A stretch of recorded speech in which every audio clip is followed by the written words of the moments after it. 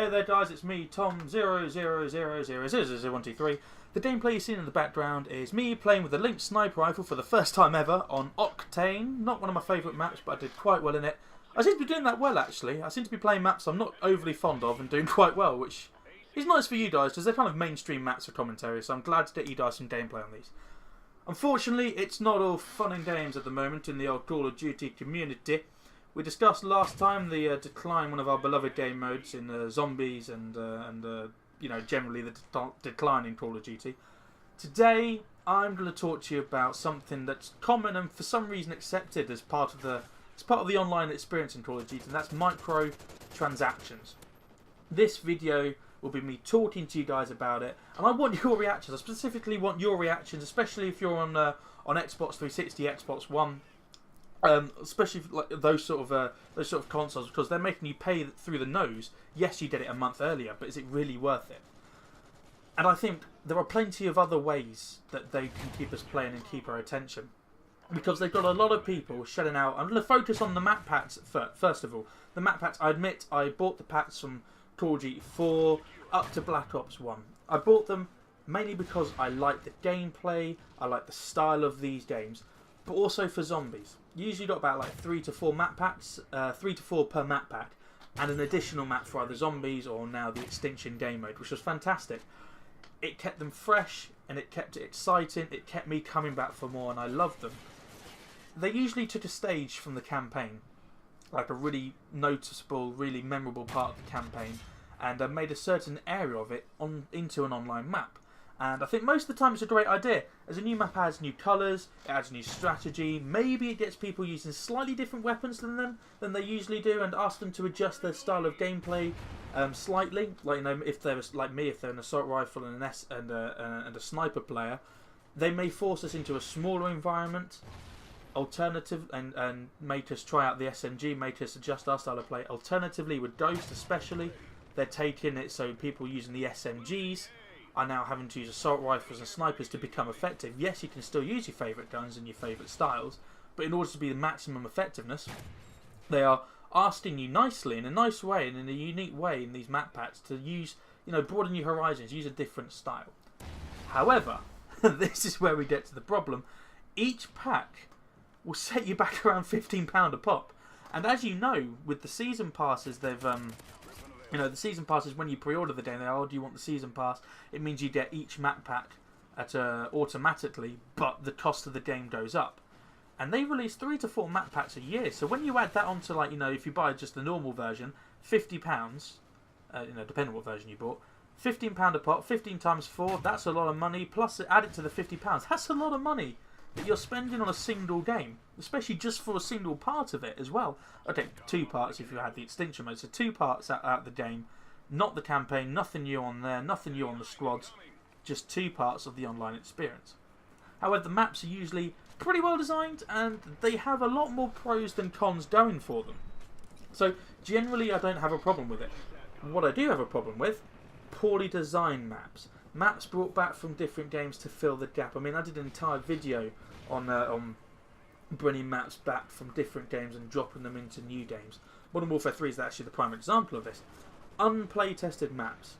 Like I say, maps that have been dropped in from other games. I like to use Parish as an example of this, this unplay-tested map. It looked and played like it'd been created in an afternoon. Horrible spawns. Such a small map, you know, for the guns and the equipment and the kill streaks they got going. If you got like an AC-130 up on there, you were fucked, my friends. There was no matter how good of, that's the thing, that game did not require that map especially did not require skill. It required luck, being in the right place at the right time. If you're on the end of, or if you got killed and you were on and you respawned into a horrible position, you had no control over that. But in general, I don't have a problem with people or with Activision making and people buying these map packs, as the playing field is level. Only people who buy the map packs have access to them, so there's no like distinct advantage between people who have the map pack and those who don't. Either you choose to purchase them, either through the season pass or one at a time, or you don't.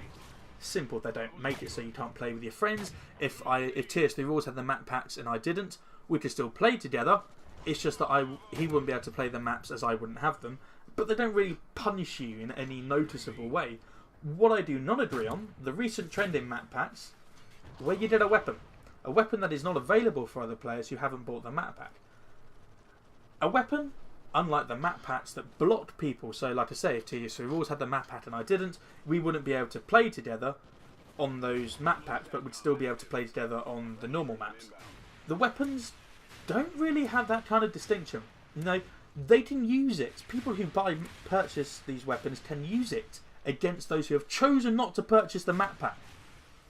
You know, it makes no logical sense to me. And it stems from Black Ops 2, you know, where the Peacekeeper was the first paid-to-use gun. I admit it was nothing special. You still had the same attachments as every other gun. And yeah, the stats were better in some respects, but it was balanced enough to avoid becoming like a dog gun. I never really felt outgunned when I came up against a player using a Peacekeeper. In Ghosts, that has all changed, as people have been asking for a while now for weapon packs to be introduced. Like map packs, but with unique weapons. And thankfully, Activision, Treyarch, Infinity Ward have refused, based on the fact that gameplay would become unbalanced. Why would it become unbalanced, I hear you ask? Well, think about it. If you brought up the weapons pack, say, for argument's sake, it was a new weapon for each weapons class, SMG, assault rifle, etc., etc., you would want a weapon to have some sort of advantage, be it from stats or a special attachment from the other weapons. Otherwise, what's the point of spending your money? You know? And this is highlighted in Ghosts, especially the Maverick assault rifle / sniper rifle. They have given it a power that no other sniper rifle has. And that, my friends, is a target finder sniper scope. Oh yes! No other sniper rifle in the game has that. And that gun is not restricted to be used on just on the new maps and against people who have the same weapon. Hoo-hoo! No, no, no, no. That gun can be used against people who can't have a target finder scope. A scope that offers such an advantage that they've even added it to the original attachment list because they knew how unbalanced it would have been. It's like on FIFA. If they offered you the chance to buy the best ultimate online team for £30–40 and then they took those players out of rotation, there would be no direct answer against that team, and it would, in most cases, be an unstoppable force. Besides, there's so many other ways to inspire loyalty, and there's nothing. Like, I know, I'm a gamer, and I love free stuff. Don't know about you guys, but if someone came to me, a company going, hey, we've got this new game, or we've got this existing game, here's some free skins, here's some free maps, here's some free stuff, you know, I'd play it, you know, even if just to appreciate the fact that they are giving us free stuff. Could you imagine what happened if Infinity Ward announced there would be a free map pack to download? Actually, not even a pack, just a single map. And I don't mean like making Nuketown or Freefall available to everyone, you know, because, you know, people are going, oh, Freefall, that was a map that they made available to everyone. Yes, fair enough, they did. But what about the people who bought that premium pack, that premium game, to get Freefall? You are completely devaluing the map. You are completely making it redundant, making the premium price redundant and devaluing that. You've devalued the whole point of even having a premium download or a premium pre-order bonus by making it available to everyone. No, I'm talking about an entire brand spanking new map. Twitter would freeze, okay? The PlayStation, the Xbox 180 stores would be clogged with people downloading and playing this map. Especially if you made it available to both Xbox and Sony at the same time, kind of reduce that gap, that, you know, the contract gap that you've got with those guys. Reduce it. Make it seem like that you're not favouring one console over another. Make it so you include everyone, the Call of Duty community as a whole, instead of splitting it up into these two groups. And look at the cool and unique character skins they've created. It's great running around as Captain Price or Zakayev until you see another, and another, and another, or a whole team of them, and then you realise you're not so unique as you thought. As other people have just done what you did, whipped out the card, paid the money for it. Why not make it so you've unlocked these skins? It's a fantastic opportunity. Think about it. The ghillie skins. You see people running around with this, and you think, okay, fair enough. It does give you an advantage in trees or jungle maps, or in general just lying in the grass and stuff like that. But you know they didn't buy these. You know they had to get like 1,000, say 1,000 kills with the chrome lining, or 175 kills with a certain attachment. It's special. It's unique to them. They've earned it. They've worked hard for it. But why not make it so the Stins are the same? Why not make it, unlock it after a special milestone? Say, for example, at 10,000 overall kills, you unlock Captain Price. 1,000 domination captures, you unlock Makarov. So on, so forth. The opportunities are literally endless. You can make it so you can make it a weekly or monthly challenge to unlock these Stins. You would have loads and loads of people doing this specifically to unlock the Stins, and once you unlock them and you were running around a Sakai of Makarov, Captain Price, whatever, it would be a special thing for you. It would be unique. It would show off your skills as a player, your talents. Other people might not have them and might go, oh wow, you're a good player. You'd have loads of YouTube videos going, look how good I am, I've got this, I've got this. You know, it's your time, Activision, Infinity Ward, Treyarch, to show us some loyalty. Give us one thing, one tiny little thing to show that you appreciate us. I've been Tom000123. Thank you very much for watching. Booyah!